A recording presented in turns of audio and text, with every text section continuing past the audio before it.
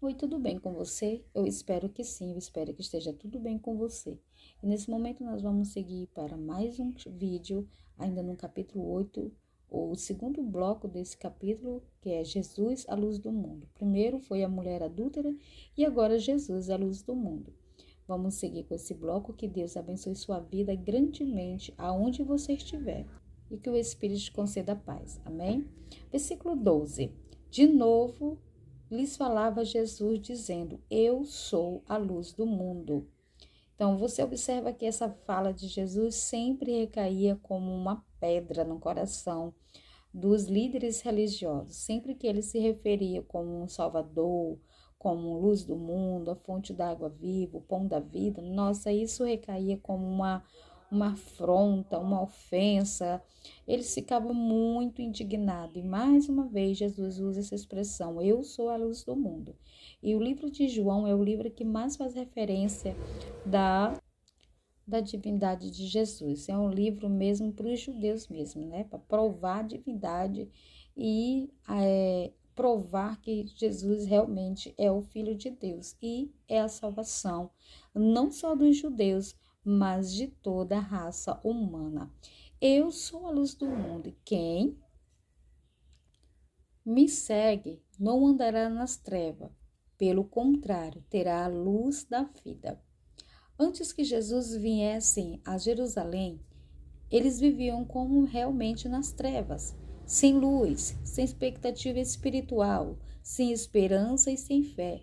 E Jesus veio para os judeus como a luz, como um caminho certo, como alguém que levaria de volta a vida, porque eles andavam como se não tivessem mais vida.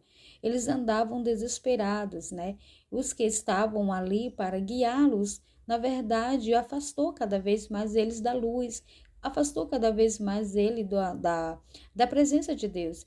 E Jesus veio no propósito único de levá-lo de volta ao reino e de salvá-lo para que eles pudessem ter acesso, né, o único e exclusivo com o Senhor. Então, esse foi o foco principal do ministério de Jesus: trazer os judeus e trazer logo após os judeus toda a raça humana de volta ao conhecimento, de volta à presença de Deus. Versículo 13 vai dizer: Então lhe objetaram os fariseus: Tu dás testemunhos de ti mesmo, logo o teu testemunho não é verdadeiro. Então, olha aqui, mais uma vez eles começam aqui a, a dizer que o verdadeiro de Jesus é falso, que as palavras de Jesus não eram verdadeiras. E eles não criam mesmo, e eles tinham toda a razão, porque crer em Jesus era abrir mão dos privilégios que eles viviam ali. Crer em Jesus era abrir mão das honras humanas e das cadeiras maravilhosas que eles estavam sentados.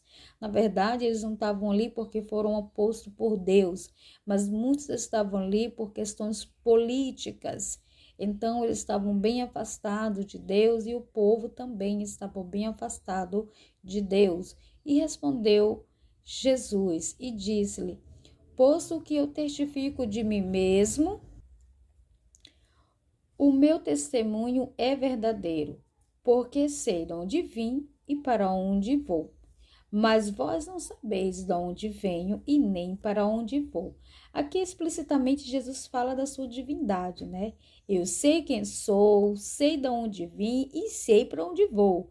Vocês não me conhecem, vocês não sabem de onde eu sou, não sabem de onde vim, não sabem para onde vou, vocês não sabem nada de mim. E uma outra passagem, o Senhor denuncia de não conhecerem a Deus, nem o seu poder, de não conhecer as Escrituras, de não conhecer a lei de Moisés, de não conhecer nada. Então Jesus os acusa mais uma vez de que eles não conheciam a Ele. Versículo 15: Vós julgas segundo a carne, eu ninguém julgo. Mas isso era verdade. Na verdade, tudo o que eles faziam era meramente carnal. Eles não tinham nada de espiritual nas suas vidas. Tudo o que eles faziam, tudo o que eles falavam, a forma deles fazer a obra era meramente humano, né? Era um consentimento humano. Versículo 16: Se eu julgo, o meu juízo é verdadeiro, porque eu não sou eu quem, porém, é aquele que me enviou. Mais uma vez ele fala que o que ele julga, ou o que ele fala, o que ele ensina, sua doutrina não vem dele, mas vem de quem? Daquele que enviou. Não sou só eu, mas aquele que me enviou. Quem o enviou? Jesus era simplesmente que eu digo como ele queria ser falado, como ele queria ser reconhecido. Claro que ele é o Filho de Deus, mas Jesus ele queria dizer que ele era o enviado do Todo-Poderoso para fazer essa obra. Versículo 17. Também na vossa lei está escrito que o testemunho de duas pessoas é verdadeiro. Eu testifico de mim mesmo e o Pai que me enviou também testifica de mim. Vamos ver que obra é essa, que lei é essa que ele usou para referir o seu testemunho? Está no livro de Deuteronômio 17, verso 6. Então, no livro de Deuteronômio vai falar assim, versículo 6 do capítulo 17. Por boca de duas testemunhas ou três testemunhos será morto o que houver de morrer, por boca de uma só testemunha não morrerá. As mãos das testemunhas serão primeiro contra ele para matá-lo, e depois as mãos de todo o povo. Assim tirará o mal do meio de ti. Então, ele está falando o quê? Que só uma testemunha, só uma pessoa falando, afirmando alguma coisa não tem muito valor. Mas se houver mais uma testemunha, aí sim, essa pessoa que tanto está se defendendo não poderá ser condenada. A boca de duas testemunhas ou três testemunhos será morto o que houver de morrer. Por boca de uma testemunha não morrerás. Se uma testemunha testemunhar, ou duas ou três testemunhas, a pessoa não morrerá. Então, fica bem claro, se duas pessoas testemunhar contra a pessoa será o quê? Tá aqui, ó, morto. Mas se uma pessoa testemunhar a favor dessa pessoa, a favor dela, ela não morrerá. Então, uma pessoa testemunhar a favor de um depoimento, a favor de um acusado, ele não será condenado. Terás que ir atrás de mais alguma outra prova, né? Então, Jesus estava falando sobre isso. Jesus fala sobre isso. Eu testifico de mim mesmo, o meu Pai que me enviou também testifica de mim. Então, o Pai, Deus, é a testemunha viva, é a testemunha mais verdadeira do ministério de Jesus. A gente tem que ter muito cuidado quando a gente coloca Deus como testemunha de algo em nossa vida. Porque se esse testemunho, se o que nós estamos fazendo for, a gente estiver correto, a gente estiver inocente, com certeza Deus, ele vai nos justificar. Mas se houver um vestígio de erro, de engano, de alguma coisa errada, com certeza Deus, ele não será a nossa testemunha, ele não vai se responsabilizar por coisas erradas que nós fazemos e queremos colocá-lo como nossa própria testemunha para nos inocentar. Então eles lhe perguntaram, onde está teu pai? Respondeu Jesus, não me conheces a mim e nem meu pai.